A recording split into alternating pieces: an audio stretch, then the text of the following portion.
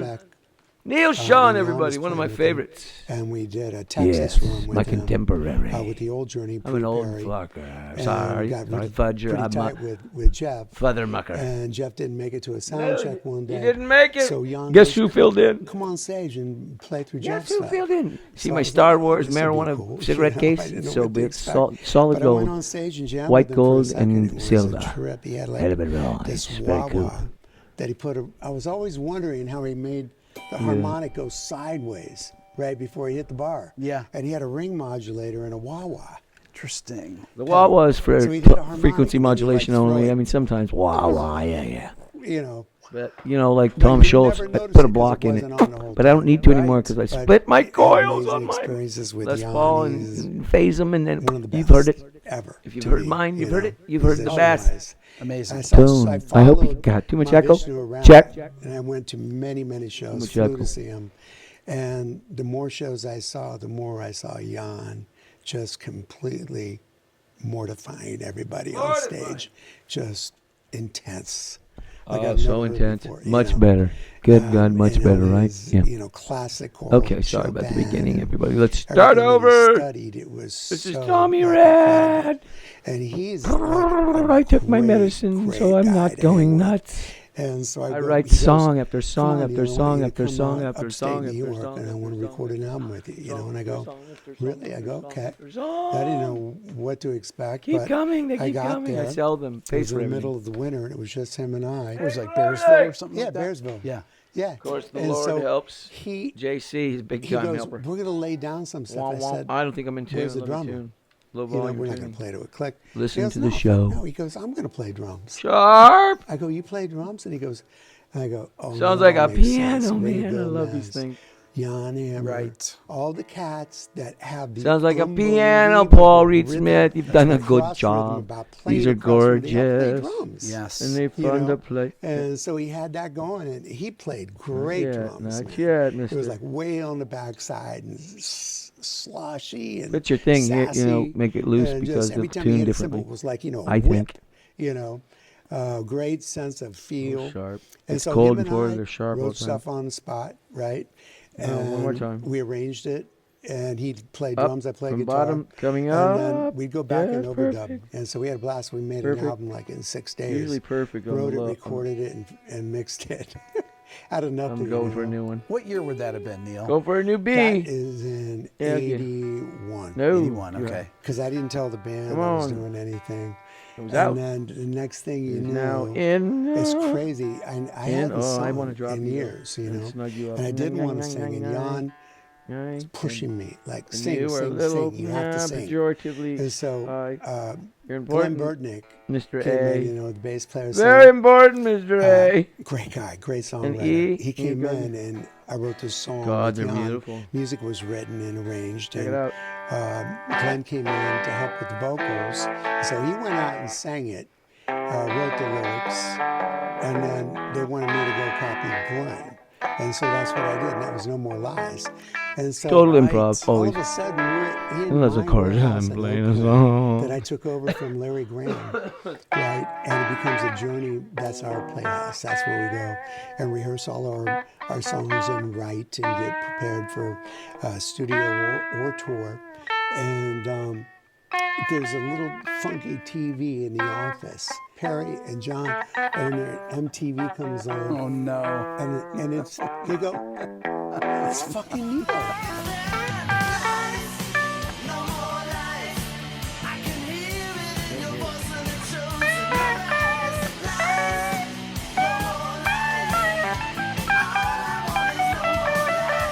What's he doing? Did you know about this? Nobody knew about anything, you know. And it was funny, man. And you know what was really kind of crazy is that it was a bona fide hit on rock radio. Definitely wasn't adult contemporary, but at that time we still had rock radio, and then it became a hit on MTV. Actually surpassed a bunch of bands that went to number one. Yes. And I'm like, so I had a real hit on my hands, and all of a sudden the record company took it, slam it in the box. Who needs They a didn't want to pet? competing with everything else, you know. And Journey had an album coming out. Yeah, and, the Escape coming out then, right? Yeah. So a lot of politics, always exists. Was it always the case that you That's can't really just do side my projects amp. if you're We signed to a never- label? Channel We never 1, did clean because we channels. were Clean's like, working you almost get it. our original manager. Yeah. We were playing 5, 6 shows a week. I mean, I don't even know how Steve Ball did it. I mean, really, he held up like incredibly well. And I mean, we worked hard. We were always playing. And you guys didn't have the same kind of like the in-ears and things that people have nowadays. It was Nothing, man. nothing. And check this out. So Perry had his own PA, Yeah. okay, that hung from the lighting truss. Who's fast? They were S4s. Okay. Oh, yeah. We loved the S4s. We stacked them on the sides. Yeah. Barely ever using the subs. I always hated the rumble under the stage. Still do. But we stacked them, hung them, and then we had one this way, and one this way. Coming down at the center of the stage at excruciatingly loud volume. And that was his monitor. And I had, we had a 2-level stage that we built. And it was about a foot and a half in between the levels. And I had them build a rack under where I put 3 like Marshall cabs, stray cabs, and they all came up against the top of the next level. Okay. So I was only getting the top of the cabinet of the 3 cabinets. And they were all mic'd. They were all mic'd and they were roaring. Yeah. It was when I was using a high watt, and I had these Swedish amps called Balders. Okay. That Never heard Mike of it. Stern, Michael Landau was using a bit way back then. Like really clean though, right? Heavy, okay. and tight EQ. Why Like me, have I never heard of this? they disappeared. Okay. I mean, I can't even find them anymore. Mine stopped working, and so I sold them, but they were incredible. They were not too big. They were, just solid state. But the EQ and the amps were bionic. It was like playing through a Neve, really great sounding, solid state amp. And so the chunkiness Fall offs? I could get and really master out, the frequencies that I didn't want. Kind of like a boogie. I kind of did it like a lot of guys doing boogies, where I pumped up the bottom, the low lows, and the mid lows, and then took out the mid mids, and then put the highs, and then just cranked it. Yeah. And so I had that for effects on the side. I started doing mono effects on both sides. It was like stereo mono system that I had. It wasn't really in stereo, but it sounded It's like big mono, as they call it. Yeah. That works way better live, And then the high watt was straight in the center, except for when we did ballads like Sending My Love or Faithfully, and I wanted that long, lush lexicon. Yeah. The lexicon. Did you use a lexicon? Yeah, Is I that what you did. I had a 224. Okay. And it actually built me a pedal that was monstrous. So you had the rack and you traveled with the 224 as your No reverb. pedal board to anything. I'm sorry. It was about 10 Fingers. feet long. Where's my favorite God. pick? And, I didn't use My it all favorite the time. pick is like Yeah. as hard as But when possible, I like did use the marble. lexicon, And it's that's how I was kind of a able to funky control little, it in the you hold it, it's got studio a grip. mixed. It's And like so a I jazz had, pick on it. It's a snub nose, a and that master pointy part is great because to it's how got much a effects I snub. wanted. And then the Right. side And is that's all killed it the was. round. And so, I used the and that round went like in a coin front too of for everything. fast. So went in front of the high But I wall, love this too, thing, and man. that's I always, only have one left. When I lose it, I albums like freak out. Escape and I do. Frontiers. I freak That's out. It's what just that like was. liquid On gold. your clean sounds and stuff Yeah. like that. Yeah. Yeah. I Center My Love, Faithfully, all that stuff. Yeah. Those ballads that have that long, I Yeah. love that long Watch. semi-chorus. Yes. Watch what this thing does. Never-ending. Killer Those pick. beautiful reverbs like that and echoes. Yeah, the old 224s. I really love the 224X. I traded the other one in, and I was sorry I ever Let's got go to rid of it. middle. Let's go back. I'm going to ask you about your early rigs that you used back, like with Santana, for example. You know what my biggest effect was? What? Can pop that. You just plug direct in, right? I bypassed everything, except for a wah-wah. Yeah. I had a wah-wah pedal, and I kind of learned how to work on it myself back then. And I would take it apart, and I'd get it to sweep not so low, but to go high, Yeah. and then medium low, I just moved the gear around. Yeah. And it was just an old, a Vox Crybaby, original one. And they were black-faced twins. And I put the cheapest speakers I could find in it. Which would have been what? 12-inch Eminence. Okay. They're like Radio Shack speakers. Yeah. That was the sound that I liked. Carlos had JBLs, and I liked it breaking up. And I just turned it all the way up. Twins are incredibly loud. His, especially with the JBLs. I have a twin with JBLs, and and it weighs like 150 pounds, it's too. so heavy. Yeah. It's crazy. But I really love twins, and that's what Carlos and I use. We use twins. Once in a while, we had a little old Fender Leslie, we used for like Song of the Wind and stuff like that, and we wanted that effect. But really, I had no effects. It was just, it was a reissue 1968 Gold Top Les Paul. It was my second guitar that my dad bought me. I love the old pickups, little soap pickups. Yes.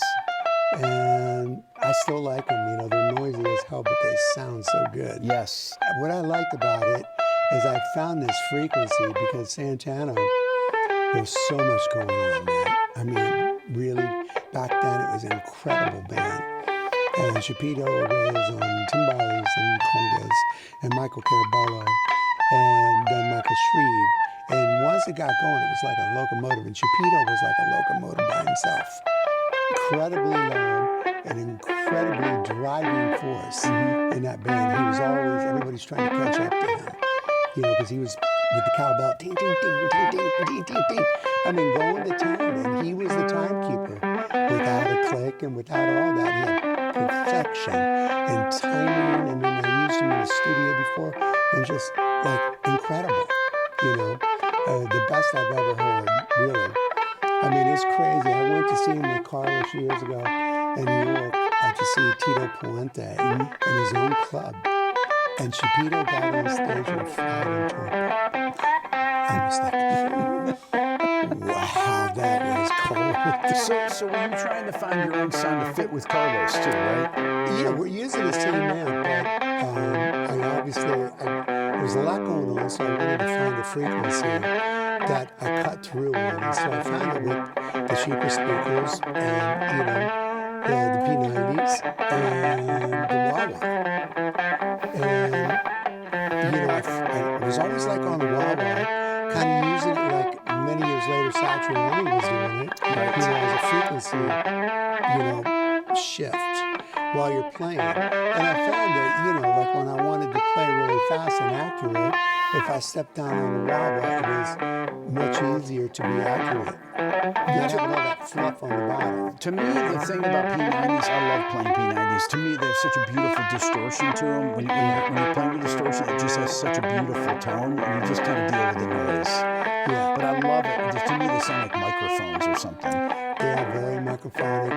And, what's really interesting is they're not really loudspeakers. But when you can turn them up loud or not in a mix, and it still pops right through. Yeah. So at the same time, it has this natural distortion that you're talking about that I loved as well in a different way to where you could turn it loud and it didn't sound so loud. Or you could turn it softer and it still cut through the track like a Strat, single coil. It had that, but with some, thickness around it. So I'm a big fan of those. Oh, you Okay, wanna so hear I have to something ask really you this, rad? Neil, because I Really don't want rad, to forget Cat? to ask you this. Now, the one time I met Jonathan Kane, Yeah. this is years ago, I asked him what amp you used on Escape for all the solos, and he said, "You're not going to believe it. He used a Roland Cube." Only one song. Okay. And I only use it on Who's Crying. It wasn't a cube. We went to Japan one year and we did an album called Dream After Dream that we did with my father. And it was for a movie score for this artist over there, Kenzo Takada. And so it was an interesting experience. The album was never released over here, but Roland was working with a lot.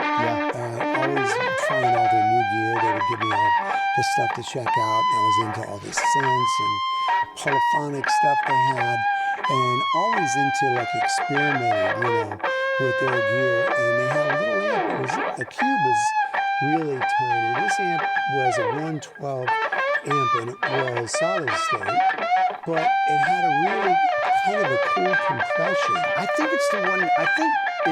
I have this amp. It's a bigger amp. It's about this big or so. It's a Roland.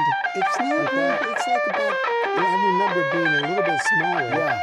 But like I ended up using it on like one of the chunky rhythm parts on Don't Stop Believing. Okay. Where it goes, you know.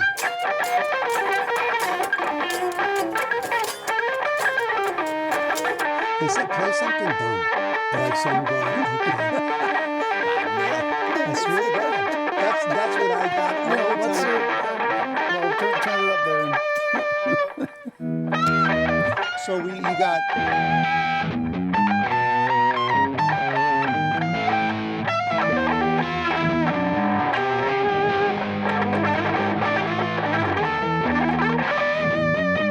so that's the main guitar that I what play was he doing? with the bass line, Yep. right? And then Oh, they yeah, said, and "You stuff need- like this." you, like play like a rhythm part. I'm like, that is a rhythm part. What do you want? You know, so Kevin Elson and Mike Stone. And so I started playing it through the hi-hat, and they go, no, we need like a little hat. And so I said, well, get that, grab that little hat. And we hooked it up, and it was like,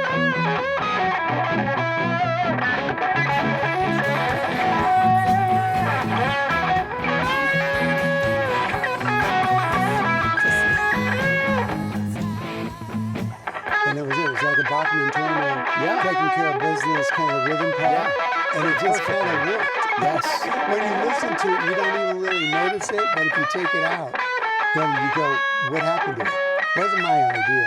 I came up with the rhythm part, but that's what a good producer will do for you, you know? Make you search a little bit. Okay, so on some of the screaming solos, like on Stone in Love, for example, so you got your rhythm parts here at the.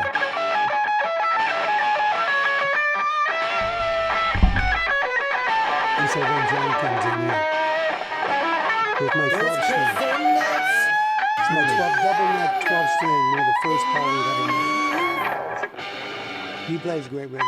The first one is a high rock. I'm on a high rock. Okay, the first one's a high I gotta watt. hear it. Right. Okay, so then he comes in, so that's literally just the both of you guys playing there. We had these. I know a And bunch is the of stuff. reverb that I'm hearing there? Was that That's, something that was was done in the studio. studio? Yeah. Okay, all right. Yeah, it was either room mic or what, they had some long miking. But Mike Stone was a master of echo.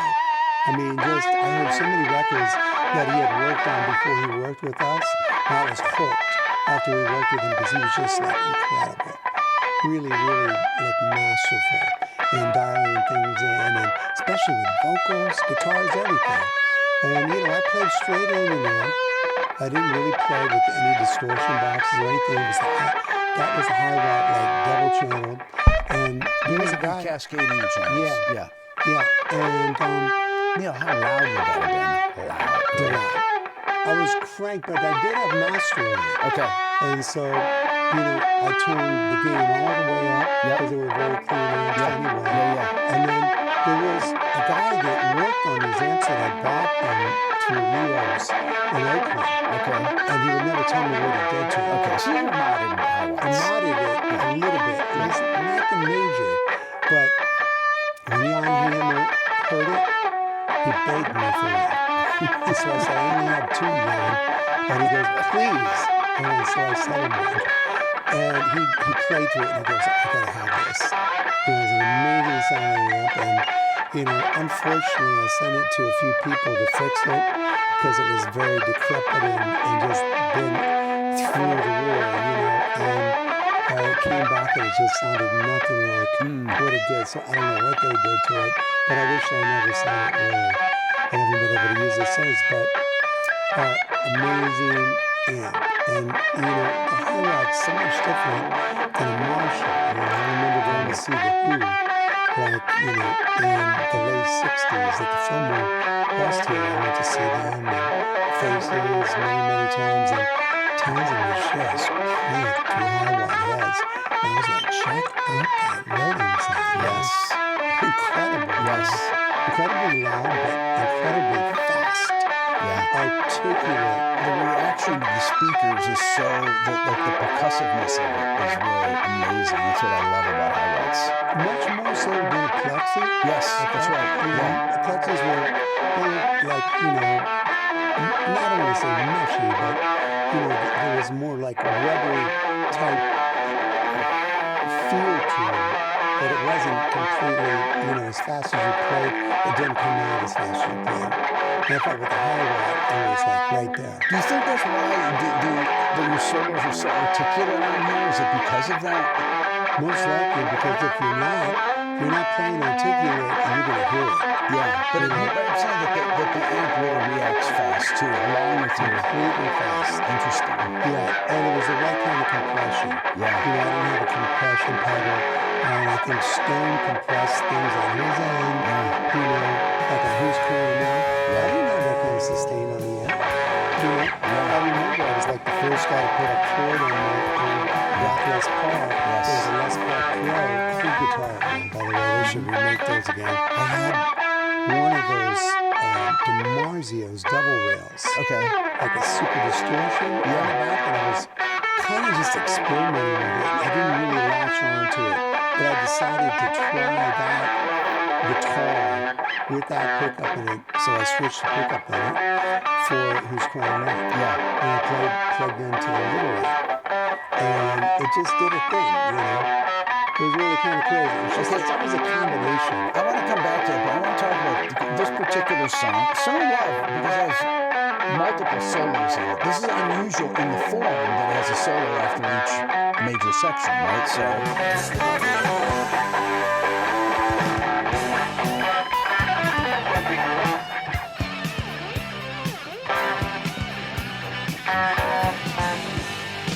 When you play that, it's Jake, it's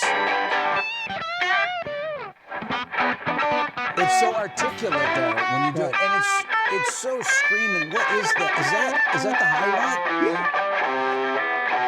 That's got so much power to it. That's amazing. They're great. And a lot of people think it's a Les Paul that I played on it, but I actually played a Strat with a humbucker in the back. And it had an ESP neck. Okay. That the Japanese made for me. And so it was a nut. It was a nut of a guitar. It was a 65 body that I had. And I hated the neck that was on it. So I asked ESP when we were in Japan to make me a neck, 22 fret with ebony. Okay. And so they made me a neck and I put it on the guitar. And it sounds great. Yeah. That's, Ouch! where that point is coming from. Yes. It's different than rosewood or maple.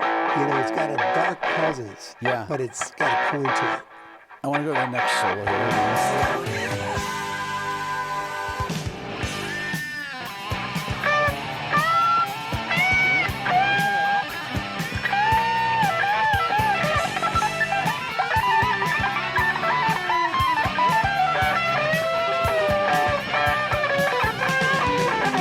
I can't remember exactly what it is. Something like that. That is awesome. I want to talk about your picking here. Talk about Pick every your note, technique. baby. How do you get this really super relaxed alternate picking and do that you do? I can't tell you exactly what I was doing back then because I'm not doing it You're now. holding the guitar These are small frets so up here. low. 24 fret. Now in the studio, you probably I was sitting. Gotta concentrate. Yeah, and I always wear a strap like around this height because I like just to feel it there and not here. Yeah. You can look at it. You can twist it sideways. You can see where you're at. Yeah. If there's no good markers. With some of my guitars are like that. But I was playing with medium or heavy picks, and I was playing off the tip, that most picks that people use. No, I don't ever do that. I play off the side, the back side. The old Gales does the same thing. And it's a slicing thing. Yeah. But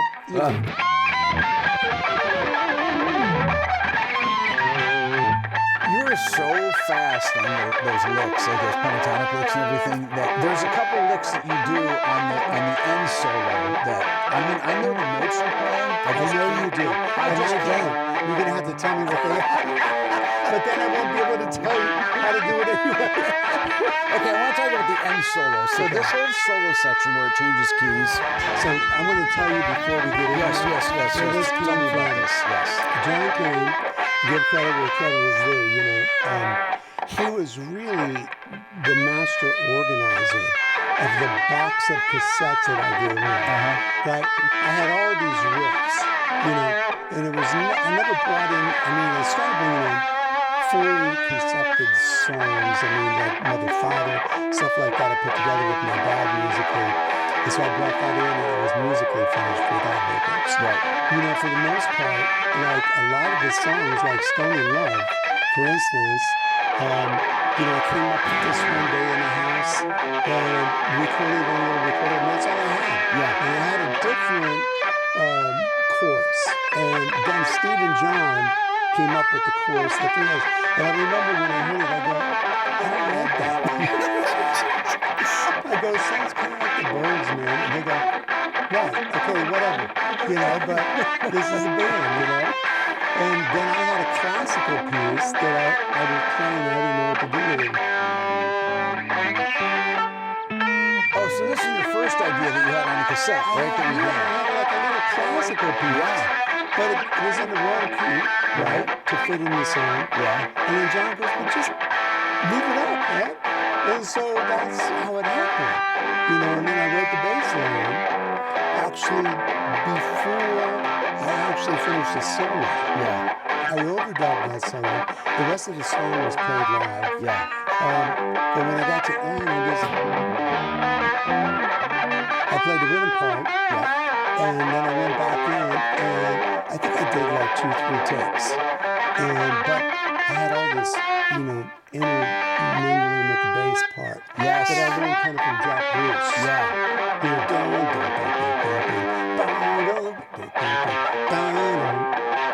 I love Jack Bruce. I learned so much from him and Clapton, and just from Cream records. But I used to, when I first listened, I thought, Clapton, man, this guy's a genius, And then the more I dug into it, he remained a genius, but he was kind of like the household.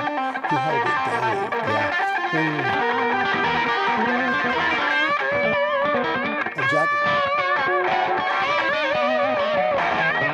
he's like walking all over the place. Yeah. And so him and Ginger Baker are going crazy, and Clapton was kind of playing these rhythm patterns, It was interesting to learn it, how it all worked, the chemistry, with those guys, because everybody was like, Clapton's God, and I'm going, this whole band is like off the hook, Okay, wait, so getting back to this ending part, this is so well orchestrated. The bass line on this, the chord changes. Did you know that this is going to be a great progression to solo over? Yeah, I did. I didn't want to, I don't know why I didn't want to play it live. I just chose not to. And usually I play everything live with the band. Yeah. And so I just kind of, I wanted to listen to Ross and make sure the bass was right, But the initial part, so obviously this, you have the whammy bar here that you started with this.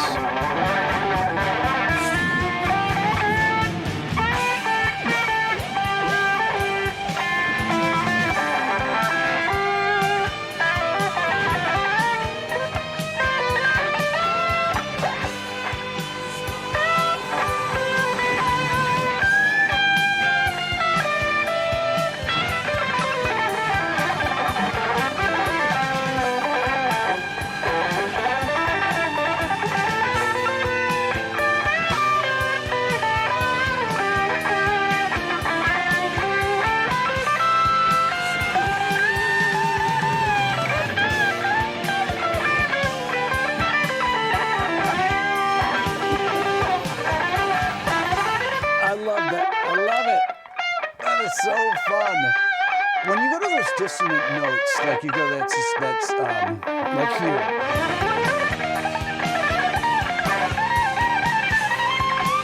Oh, come on.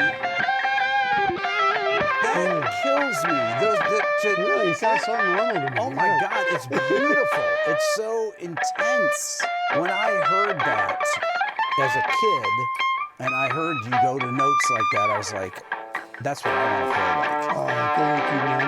It kind of just flew out of me, you know. We rehearsed the stuff. The one thing that we did back then that we haven't done in a long time, because I had my studio that over in Oakland that we took over from Larry Graham.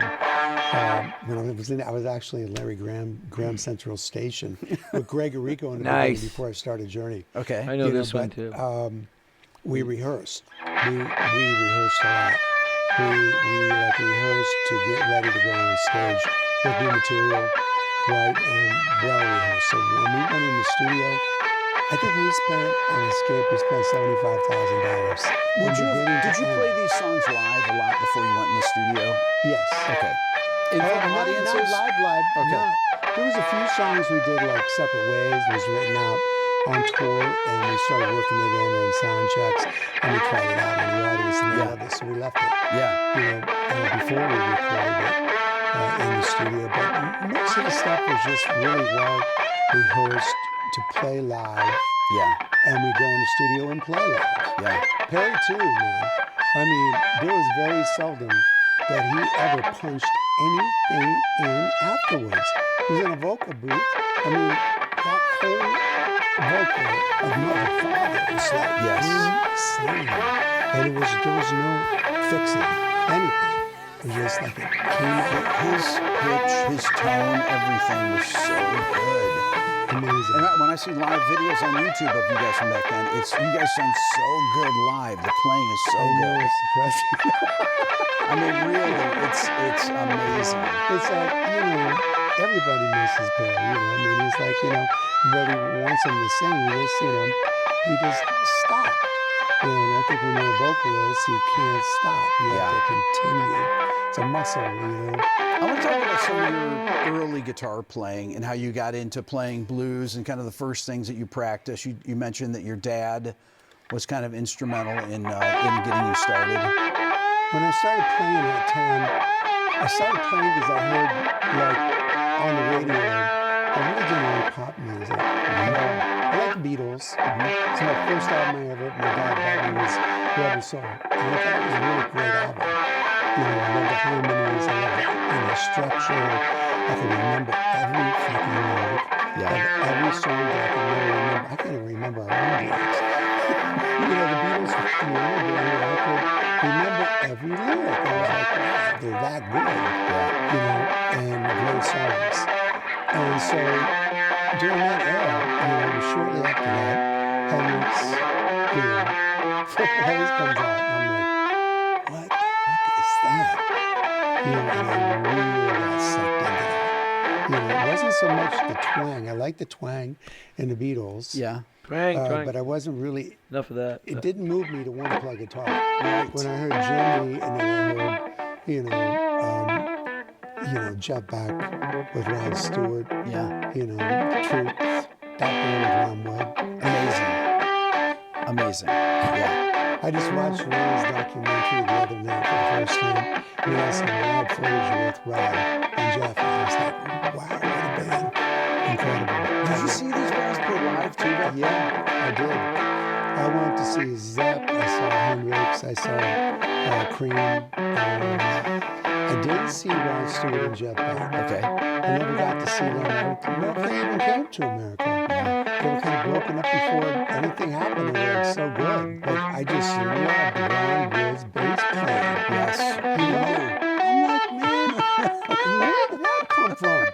He's a great guitarist too. I love what he did in the Faces, with Slide. I mean, I went to see the Faces many times at Fillmore West, right here in San Francisco. I thought they were the greatest all-time party band ever. It was just a good time.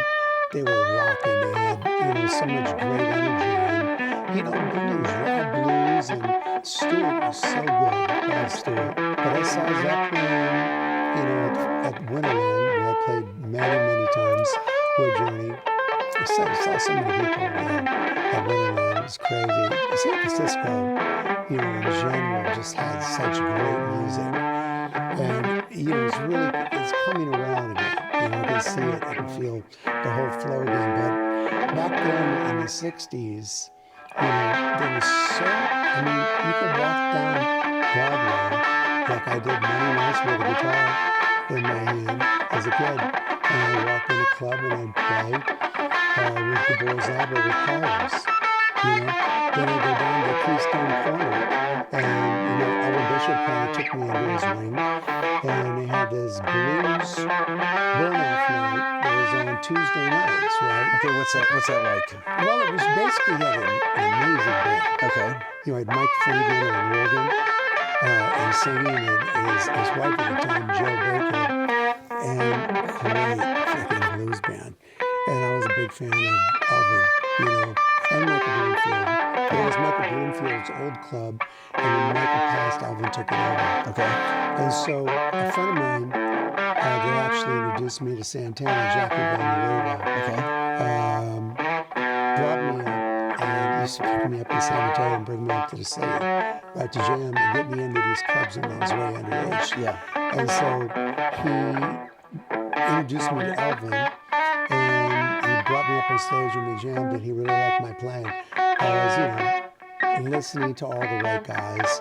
It was more just strict like BB and Albert King and Michael Bloomfield, like back then. And, I liked Muddy Waters, so I liked all this stuff. I never really got into a lot of slide playing, but I loved it. I loved the swampy vibe and the whole thing. I just understood the music, for some reason it hit home. Yeah. And so that's where I came from. My roots were R&B and blues. And it's so crazy that I've never been in a big one.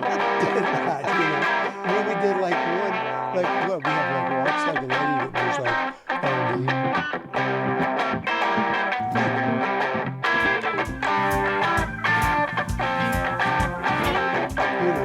Strat. I love, I just want to talk to you. That whole Hendrix vibe, man. And I remember I was in the studio. We were recording, I think, Departure, and I'm Smith, and I started playing it. And we're jamming on this shuffle, and he was playing brushes. And so totally had that Hendrix vibe. And Kelly came in, he put on the bass, he started singing, and that was that. But I loved the blues and R&B, and I wish we would have actually gotten into it more, but it just wasn't that wasn't the band. You're so into improvising too, and you like a lot of fusion. Yeah, I do. I like blues, but I like fusion. I like kind of mixing it both. And, I'm dying to actually play. I'm dying to make a record, actually, that, with someone like Keith Jarrett. I love Keith Jarrett. Yeah. Or even Herbie Hancock I played with a few times. But someone that can throw stuff at me. Yeah. Because I really like that. Yeah. If the bass is in A or B flat or whatever. Any way you want it, that's the way you need it. Yeah. And I get it. Young players Any way you want it. I don't think they listen to that. The practice a lot with the metronome. You're so fucking fast. Yeah. That moves faster than a human ear can hear. And accurate. Yeah. It's all because I believe that because they have talent, but the learning tools. You two that play this stuff to show exactly how they played it. They don't have to put this stuff off records. Right, it was me with a record player. When I wanted to learn something from Ray Coryell or whoever, I would play.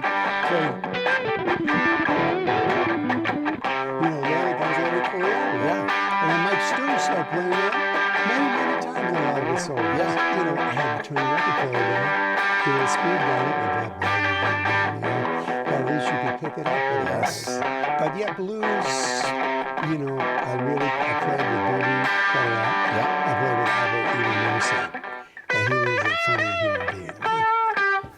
There's a blind body in the back of the ear. And he's I remember, I played with him so many times, and so I don't know what I was thinking, but we were downtown in San Rafael, close to where I live in Marin County, and he was in town and was playing Uncle Charlie's. It was a cool little blues club, and so I went down to see him for the sound check. He said, "Hey man, I'd love to come by and jam tonight." I said, "Sure man, go bring your guitar and bring it up for the second set, right?" So I go up and I'm talking to him, and he goes off to the bar to get a drink, and I pick up his Reid, right? I'm like this tall, and Albert's like this big, and he screams across from the bar, "What are you doing, boy?" Jump like out of my, shoes, and I'm like, he goes, "Put that guitar down. Nobody knows my tuning," And I was like, oh, I just wanted to see how rubber bands, how you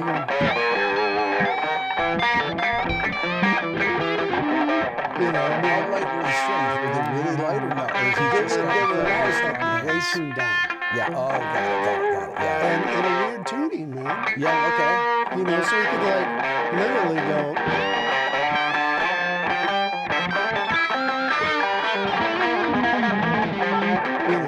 Those are where my roots still are, man. Miss being able to go to blues clubs and doing that, but there's just no bands doing it, right? There's nobody around. It's interesting because you like to improvise, right? But yet your band had these massive radio hit songs that had guitar solos in them, right? But a lot of them are melody solos. They're ones that people will sing along to. We took a drastic change, we went from, trying to fuse that as hard as I could with Ainsley. Yep. Gumbo and drums and Ross. Yeah. We went all over the place. Yeah. Greg kind of was the housekeeper. Yes. Held everything down.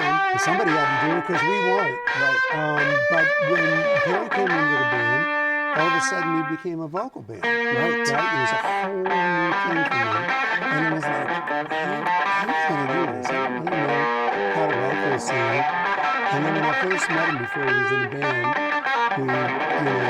I got together in the room with him, and I had this song written musically patiently, and had an acoustic guitar in the room, and I started playing it, and he just started singing, and bam, we had a song like in about half an hour. And so I went, well, there's chemistry there. And then it was one after the other. Lights was the second one. Yeah.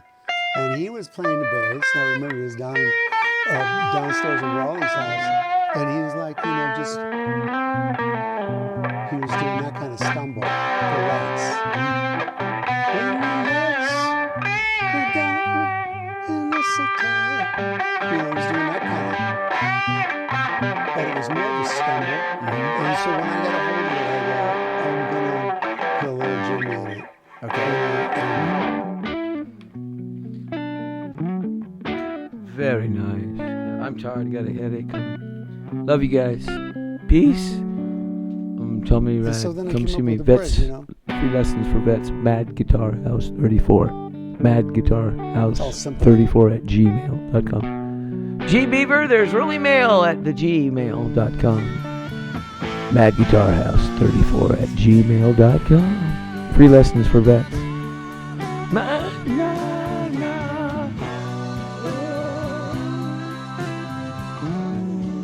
When the lights.